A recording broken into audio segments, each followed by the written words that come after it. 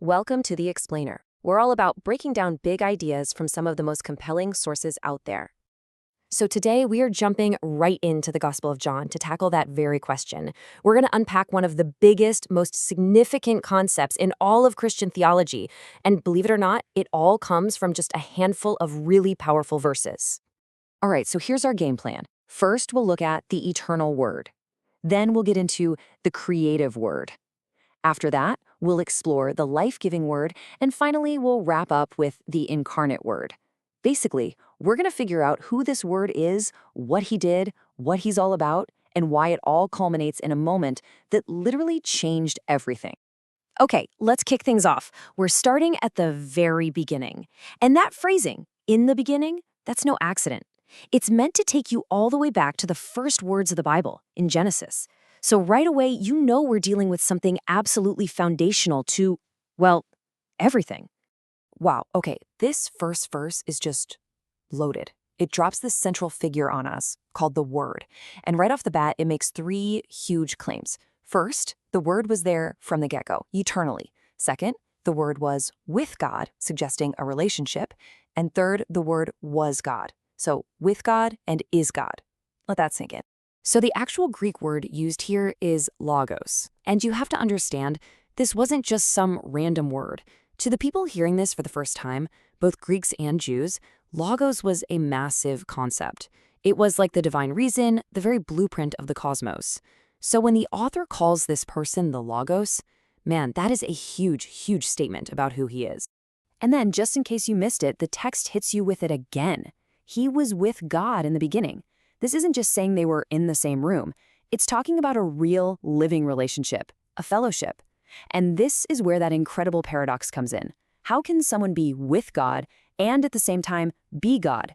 This very idea becomes the cornerstone for the whole doctrine of the Trinity. Okay, so if that's who the Word is, the next logical question is, what did he do?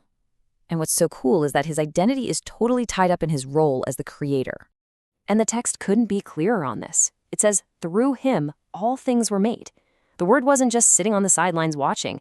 No, he was the one doing the work, the active agent.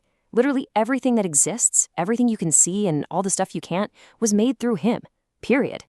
I mean, just think about the sheer power we're talking about here. The Word isn't just another part of creation. He's completely separate from it, above it all. The language is absolute. Not one single thing was made without him. And this wasn't a new idea either. It connects right back to the Old Testament, like in Psalm 33 where it says the heavens were made by the word of the Lord. So we've covered the Word creating the entire universe. Now the focus zooms in a little bit. We're moving from the physical creation to the spiritual heart of who the Word is. And this next verse brings in two huge ideas, life and light. And these aren't just pretty words. They are absolutely key to understanding what the Word is all about. They're totally connected. So when we see the word life here, we're not just talking about, breathing and having a pulse. It's way deeper than that. It's talking about a divine life, a spiritual, eternal life that you can only get through being connected with God. And that life, what does it do? It shines as a light. And this light is a powerful symbol. It's about truth. It's the thing that cuts through all the spiritual darkness, all the sin and separation from God, and shows us the way back to him. All right, this is it. This is the climax of the whole opening. This is the moment where everything we've talked about, all the cosmic, divine, kind of abstract stuff, suddenly becomes incredibly real and personal. It is, without a doubt, the most mind-blowing claim in the whole passage. And there it is. The Word became flesh. Everything we just unpacked, his eternity, his godhood, his power as creator, the life and the light, all of it wrapped up in a human body. The infinite creator stepped into his own creation. I mean, just let that sink in for a second. And this wasn't something that came out of nowhere. It was the moment that centuries of prophecy had been pointing to.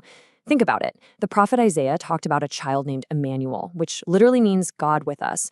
He even called him mighty God. What John is saying here is that Jesus is the one.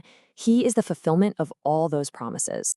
So when you follow the logic all the way through, from eternal God to creator of everything, to the source of life and light, and finally to God in the flesh, The text leads you to one pretty inescapable conclusion, that this person, Jesus Christ, is the one and only way to salvation. So, at the end of the day, this isn't just some abstract theology lesson from an ancient book. It brings it right down to us today. It leaves us with this huge personal question. What does it actually mean for us that this divine light came into the world? What does it mean for you? Now that's something to think about.